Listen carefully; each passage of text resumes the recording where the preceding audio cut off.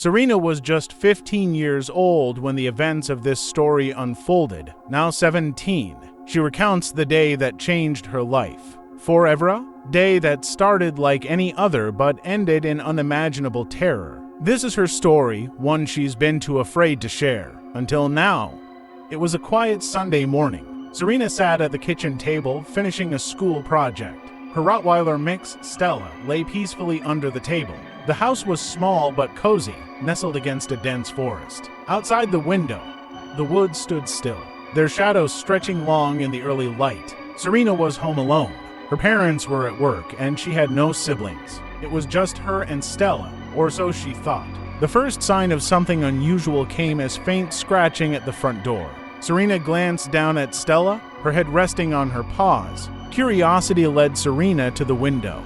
She peered out at the forest, but there was nothing there. Maybe it was just a passing animal, she thought. She returned to her project, dismissing the noise. 20 minutes later, the scratching returned, louder this time.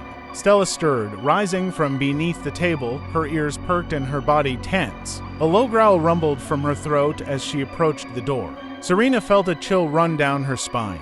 Something wasn't right. She glanced outside again, but the woods were as empty as before. Trying to shake off her unease, she called Stella and retreated to her bedroom.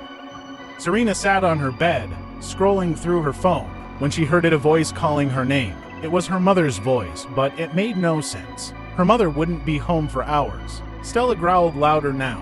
Her hackles raised as footsteps creaked down the hallway. Sarina's heart pounded. She whispered for Stella to be quiet, hoping the noise would stop. But the footsteps didn't come to her room. Instead, they moved into her parents' bedroom and the door creaked shut. Terrified, Sarina called her mother, her voice trembling. Her mother didn't believe her, brushing it off as paranoia. "If anything happens, call me back," she said dismissively. Sarina sat in her room, tears streaming down her face as time crawled by. Every creak and groan of the house felt amplified in the silence. Stella remained by her side, growling softly, her eyes locked on the door. An hour passed before Sarina broke down and called her mother again, begging her to come home. When her mother finally arrived, Sarina and Stella bolted from the bedroom, clinging to her like a lifeline. But Sarina's relief was short-lived. As she recounted the events, her mother's irritation turned to concern. Together, they went to check the parents' bedroom. The room seemed normal until Sarina's mother opened the closet door. Her face twisted in horror as she slammed it shut and screamed for Sarina and Stella to run. Without hesitation, they fled the house, the air thick with a sense of impending danger. They reached a neighbor's house and pounded on the door, pleading for help.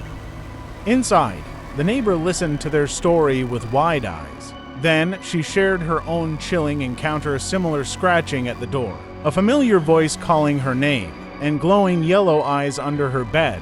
Her story ended with a frantic escape. Much like Sarina's, the neighbor's warning was clear. Whatever it is, it's dangerous. Don't go back unarmed. The police arrived shortly after, skeptical but professional. 2 officers entered the house while the family and neighbor waited outside. Minutes passed like hours. When the officers returned, their faces were pale. They described a figure 7 feet tall, with glowing yellow eyes and a distorted voice that mimicked someone they knew.